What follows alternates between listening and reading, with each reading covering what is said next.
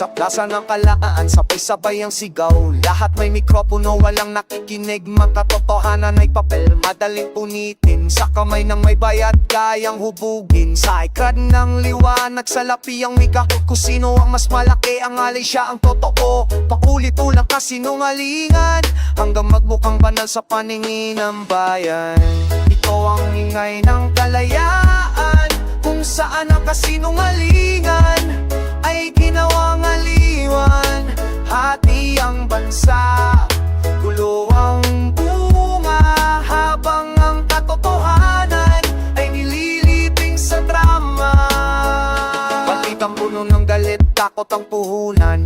Iskandalo ang pagkain ng mga mata, habang ang isip ay pinapatulog. Sa sigaw, sa meme, sa hungkag na putok. Kapag ang karamihan ay bulag at ang kaalaman ay itinaboy, ang boto ay nagiging sandata laban sa sarili nitong kinabukasan. Ito ang ingay ng kalayaan, kung saan ang kasinungalingan ay ginawang aliwan. Hati ang bansa, gulo ang bunga, habang ang katotohanan ay nililibing sa drama. Hindi lahat ng tali ay tanikala, hindi lahat ng disiplina ay kaaaway. May kaausang kailangan bayan, kung ang landas ay naligaw na sa dilim. Kapag ang timon ay pinakawalan, sa dagat ng sigawan at kasinungalingan, ang baroko hindi lalaya, ito'y lulubog sa sariling kaguluhan. Malayaan na walang direksyon ay hindi liwanag, kundi bagyo. At ang demokrasya na walang dangal ay nagiging palengke ng kapangyarihan. Oh, oh, yeah, yeah, yeah. Sa ingay ng kalayaan, kailangan ng tinig na matuwid. Isang kamay na may lakas ng loob at isip na marurunong umapit. Isang lahas, kundi sa menindigan. Isa kasinungalingan, kundi sa katotohanan. Isang leader na kayang tumayo at ilayo ang bayan sa pagkabulok at kahiran. Sa pagkatunay na kalayaan ay hindi ang sigaw ng lahat, kundi ang landas na matapang na tinatahat para sa ikabubuti ng bayan.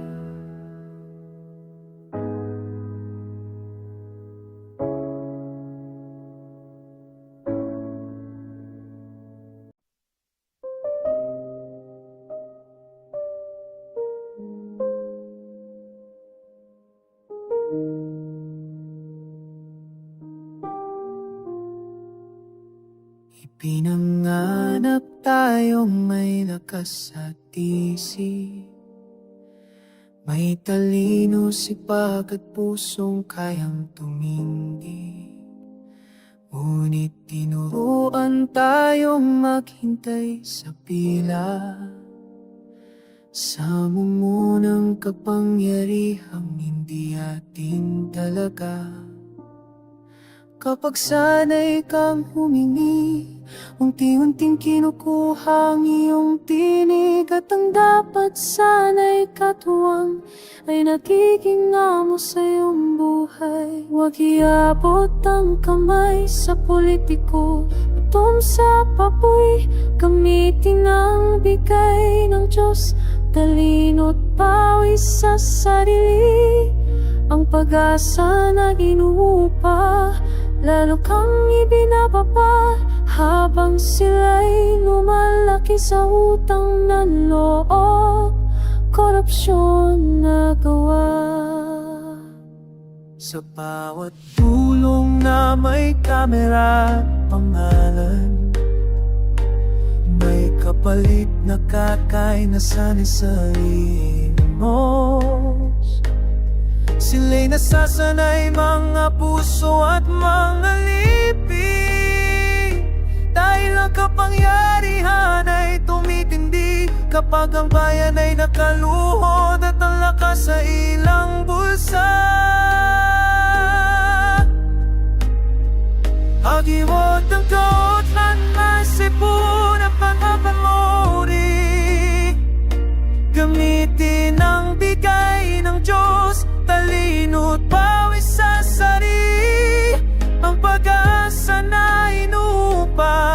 lalo kang ibinababa. Habang sila'y lumalaki sa utang na loob, korupsyon na tabang, paniningil ng serbisyo dangal at tunay na company. Sasabihin nila galit ang kapalit, pinayaran na kayo nung aranghanan. Dahil ang tinig na sana'y manahimik ay mahirap pakinggan kapag nagising. Ngunit ang kayang tumatayo sa sariling paa ay hindi basta-bastang tinatakot o pipili. Para sa sob, hindi ka nilikha para sa utang na loob. Ang boto ay hindi bayad, ito'y tuwala na may panatakutan.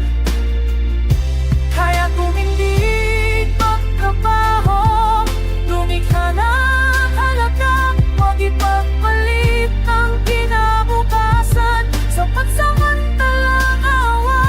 Kapag ang bayan ay marunong sa sarili, ang kapangyarihan ay napipilit ng maglingkod. Hindi mga piling na bago ay hindi hinihingi, ito'y binubuo araw-araw ng bayang kising at may tangan.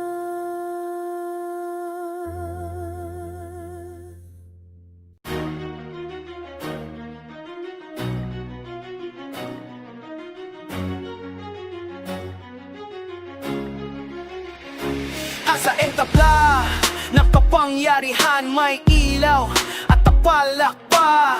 Mga clown na naka-Amerika na problema ay ginawang palabas. Habang ang buto may punchline at ang hirap ay eksena lang. Sa bawat sigaw ng katotohanan nakakobang sila'y nagkaagawan sa spotlight. Seryoso'y ginawang biro, ang sugat ay tinaban ng ngiti, at kaming nasa ibaba ay nauubusan na ng tinig. Ginawa nilang sirko ang bansa habang ang problema ay nasusunog at sa mata ng karaniwang mamamayan. Wala nang iwanag sa tulo ng kaya niluluhod at mananalangin sa Diyos ng hustisya at katotohanan. Nawa'y dumating ang hatol sa yabang, kasalanang naghari.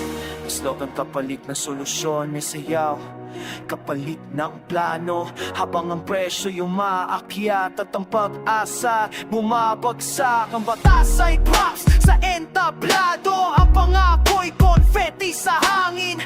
Pagkatapos ng palabas, kami pa rin ang maglilinis ng kalat. Kung ang taing ay sarado sa daing, at ang mata'y bubulag sa luha, kanino pa kakapit ang bayan kung hindi sa langit na lang? Ginawa nilang sirko ang bansa habang ang problema ay nasusunog at sa mata ng karaniwang mamamayan. Wala nang liwanag sa dulo na tunay. Kaya ang niluluhod at mananalangin sa Diyos ng hustisya at katotohanan. Nawa'y dumating ng hatol sa yabang at kasalanang naghari. O Diyos na nakakakita sa lihim, na nakakarinig sa tahimik na iyak.